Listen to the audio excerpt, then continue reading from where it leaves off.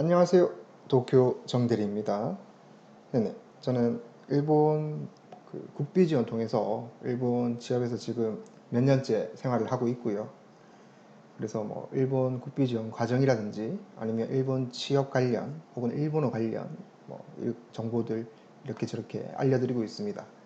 오늘은 이제 30대 중반 아저씨가 이제 일본 취업 코스를 들어가게 된 이유에 대해서 간단하게 설명을 드리도록 하겠습니다. 혹시나 일본 취업 생각하시고 계신 분들, 그 중에서 또 나이가 저처럼 있으신 분들이 보시면 좀 도움이 되지 않겠나 하고 생각합니다. 일단 당시 일본 취업 결심했었던 당시의 제 상황, 스펙이라든지 이것저것, 그리고 일본 취업을 선택한 이유, 그리고 그 중에서도 기술직 IT를 선택한 이유, 취업 준비 과정 등등을 소개하도록 하겠습니다. 뭐 일본 취업을 한 번이라도 생각해 보시고 계시다면 한번 보시면 좋을 것 같고요. 우선은 취업을 고려하고 있던 당시 제 나이와 상황을 간단하게 설명하도록 하겠습니다. 당시에 제가 33살이었고요. 우리나라 나이로 만 31살, 생일이 좀 늦어서 만 31살이었고 성별은 뭐 남성이고, 그 당시에 이제 일본 거주 경험 혹은 일본 학습 및 자격증 전혀 없었고요. IT도 전혀 모르는 상황. 학력은 지방대의 문과 관련 전공을 했었고요. 자격증이 영어 조금 있었고요. 뭐 토익 있다고 해도 토익 뭐 800 초반이었고 오픽, AL, IELTS 점수 정도 조금 있었고요.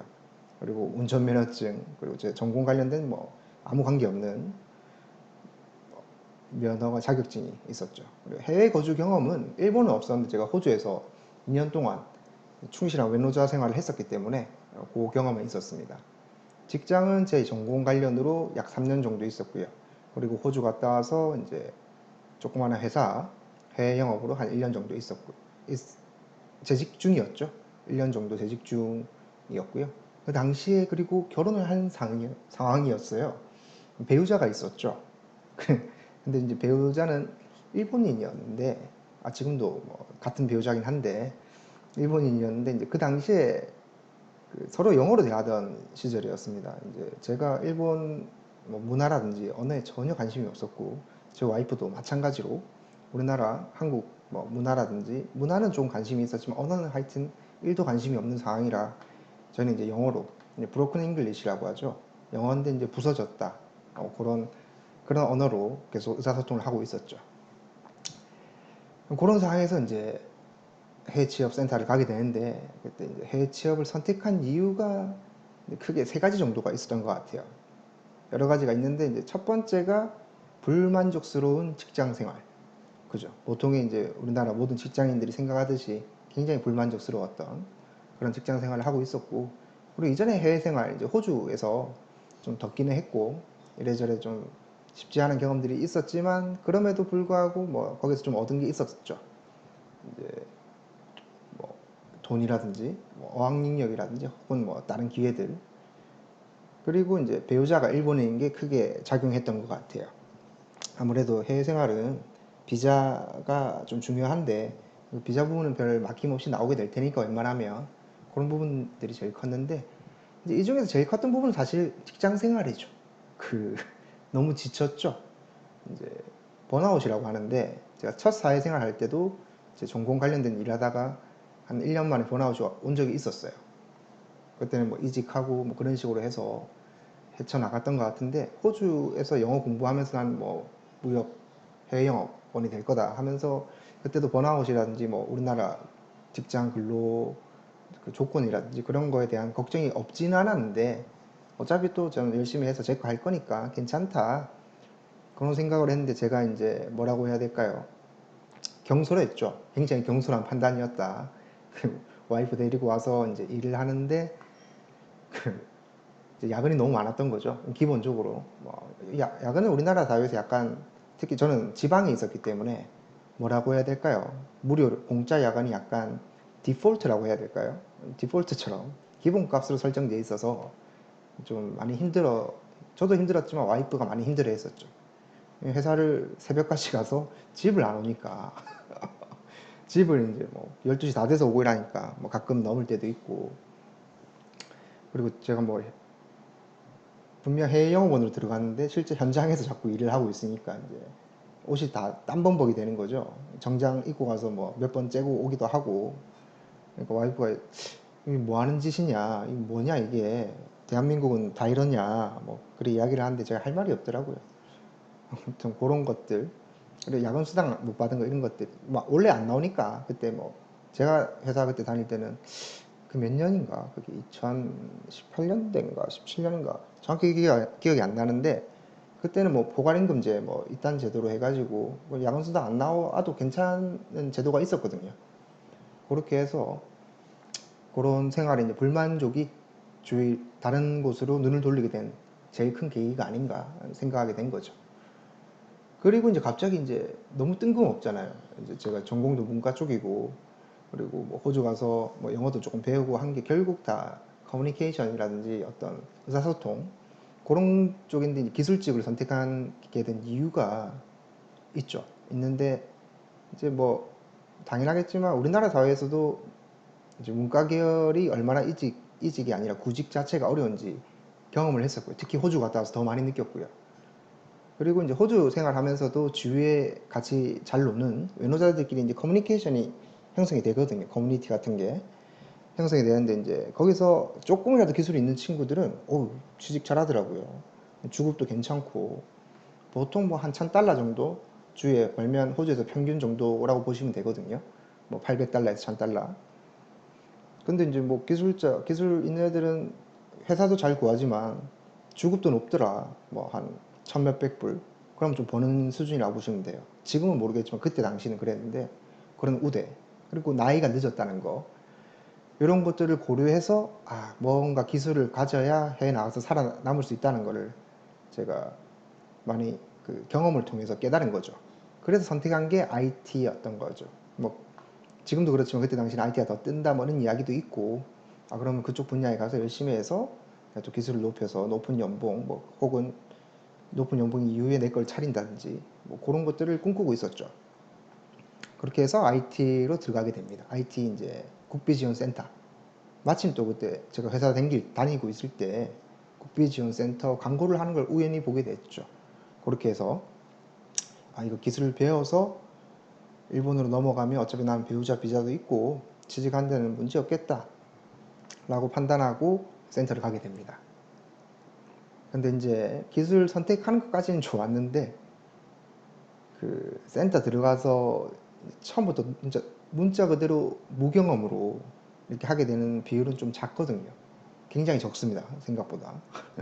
그렇게 해서 해보니까 이제 생각한 것보다도 이 교육을, 일본어랑 IT를 같이 처음부터 교육받는다는 게 생각보다도 더 힘든 일이었고, 교육 과정이 타이트한 것도 굉장히 컸고, 그래서 중간중간에 포기하고 싶은 마음이 굉장히 많이 올라왔습니다. 특히 뭐 IT는 또 이해를 해야 좀 따라갈 수 있는데, 이해가 안 되고 계속 진도는 나오고 그 상황에서 뭐 일본어 뭐 시험 치는데 뭐 멘탈 나가고 이런 상황에서 이전에 일했던 그 회사 동료 혹은 그 뭐 유관기관이죠, 이제 거래처라든지 이런 데서 한 번씩 연락이 올 때가 있었어요. 뭐 정대리 우리 같이 다시 일해보지 않겠냐, 뭐 임금에 이 정도 맞춰주겠다, 그런 제안을 받을 때는 정말 너무 많이 흔들리더라고요.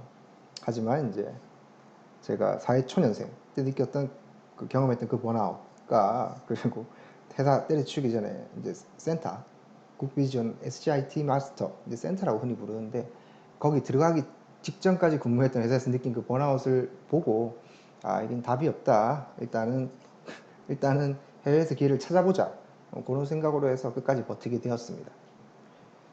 그렇게 버티게 돼서 어떻게 취직은 하게 되었는데요. 제가 뭐 국비지원센터에서 생활하면서 여러 사람을 만나지 않았겠습니까? 그리고 또 저처럼 이렇게 정말 노베이스 하는 친구들은 뭐라고 해야 될까요? 절망의 한가운데 있거든요. 그래서 매일매일 멘탈이 나가기 때문에 걔들끼리 또 친해지게 됩니다.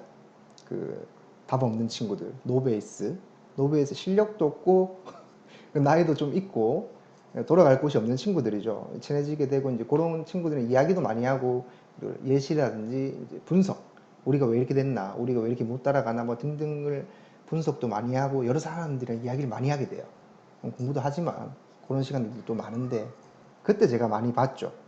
어떤 애들이 취업이 되고 어떤 애들이 취업이 잘 안 되고 어떤 애들이 많이 집에 가게 되고. 근데 이제 크게 보면 네 가지 부분이 제일 중요한 것 같더라고요. 일본 취업에 있어서는. 그 네 가지 부분이 뭐냐면 이제 첫 번째가 일본어 능력이죠. 뭐 이거는 뭐 너무 당연한 이야기인데 뭐 다른 나라에서도 우리나라에 취업을 오려면 우선은 영어고 뭐고 일본어, 한국어가 돼야 되지 않겠습니까? 일본도 마찬가지다. 근데 이제 일본은 우리나라보다 그 비율이 좀 더 심하죠. 관광으로 가도 영어가 잘 안 통하는 나라가 어디냐면 일본이거든요. 근데 취업인데 뭐 영어가 난 좀 되니까 그런 생각은 접어두시고 너무 당연한데 일본어를 잘해야지만 최소한 일본 회사에 들어갈 수 있는 최소 조건을 갖추신 거라고 생각하시면 됩니다. 소위 일본에 우리나라 기업들이 있거든요. IT 기업들.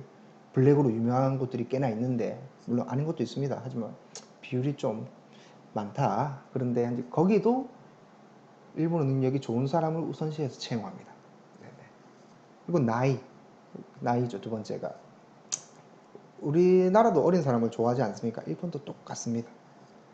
아무리 IT 분야 사람이 좀 적어서 해외에서 사오는 입장이기 때문에 조금 마지노선을 작게 두긴 하는데 그게 아무리 많아도 만 35세가 마지막 마지노선이라고 보시면 돼요.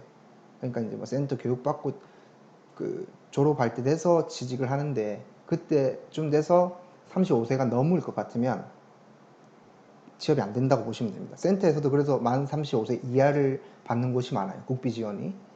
그리고 대기업들은 특히 나이를 더 따집니다. 왜냐하면 교육을 뭐 최소 반년 정도 해가지고 자기 방식 입맛에 맞게 바꿔서 사람을 쓰거든요.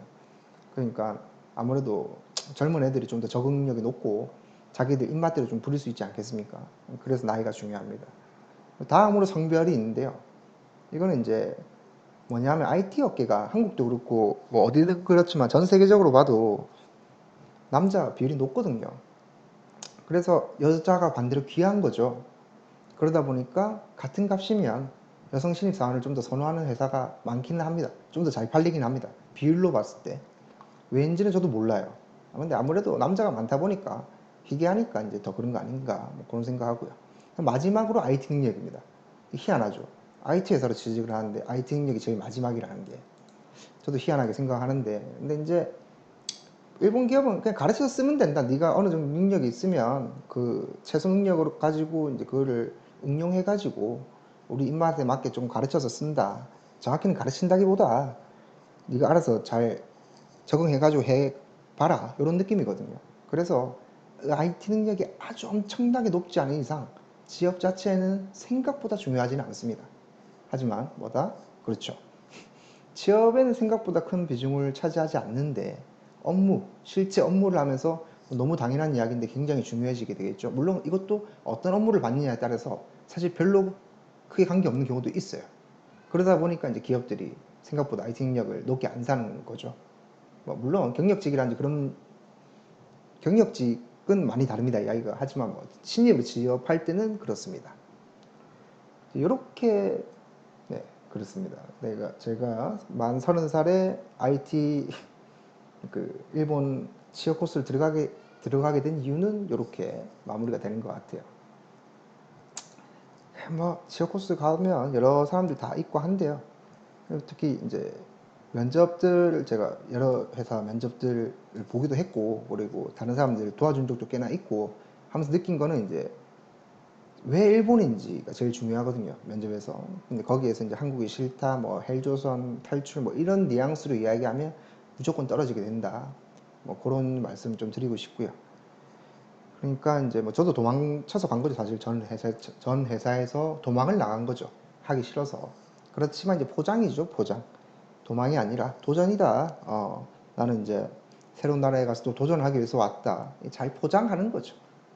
단어도 비슷하지 않습니까? 도망, 도전 한 글자만 바꾸면 되니까 그런 식으로 이제 면접관한테 어필하면 좀 더 잘 먹히더라 라는 게 제 경험입니다.